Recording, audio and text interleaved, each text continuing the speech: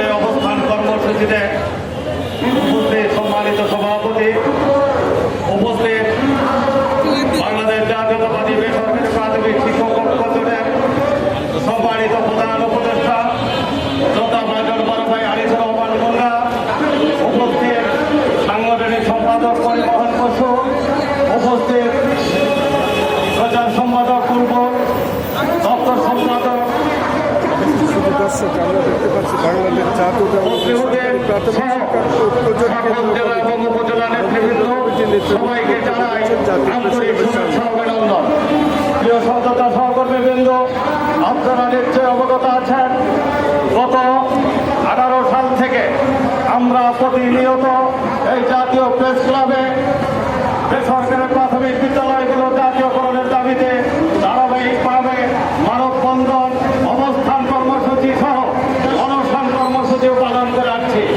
কিন্তু বিগত স্বৈরশাসক খুনি হাসিনা ওয়াজেদ আমাদেরকে অগ্রাহ্য করে রাজনৈতিক বিবেচনায় তার দলীয় লোকজনদেরকে নিয়ে ভুয়া স্কুলগুলোকে জাতীয়করণ করে অন্তর্ভুক্ত করে।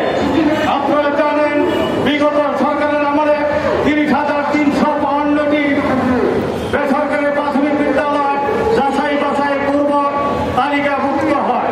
তার মধ্যে থেকে রাজনৈতিক বিবেচনায় প্রতিহিংসামূলকভাবে 41-62টি বেসরকারি প্রাথমিক বিদ্যালয় জাতীয়করণ থেকে বঞ্চিত রাখা হয়। পরবর্তীতে 3 পার্বত্য জেলা সহ শিবমহল সহ অনধিক 5,000 বেসরকারি প্রাথমিক বিদ্যালয়কে জাতীয়করণের জন্য জাতীয় কনসালটেশন কমিটি সুপারিশ করে এবং অন্তর্বর্তীকালীন সরকারকে সেটা হস্তান্তর করেছে। প্রিয় সহযোদ্ধা সহকর্মীবৃন্দ, এখন আপনাদের আমাদের সুবর্ণ সুযোগ হয়েছে যে আমরা যেহেতু বাংলাদেশ জাতীয়তাবাদী দল বিএনপির আদর্শ করা সৈনিক, জিয়াউর রহমানের আদর্শ করা সৈনিক, আজকে সেই দল রাষ্ট্রীয় ক্ষমতায় আমরা ইনশাল্লাহ আশার বাড়ি অধীনে শুনতে পাবো। আজকে তারেক রহমান বাংলাদেশের রাষ্ট্রীয় ক্ষমতায় এসেছে, ইনশাল্লাহ তার হাত ধরে বাংলাদেশ বেসরকারি প্রাথমিক বিদ্যালয়ে সমস্ত স্কুলগুলো জাতীয়করণ হবে বলে আমি মনে প্রাণে বিশ্বাস করি।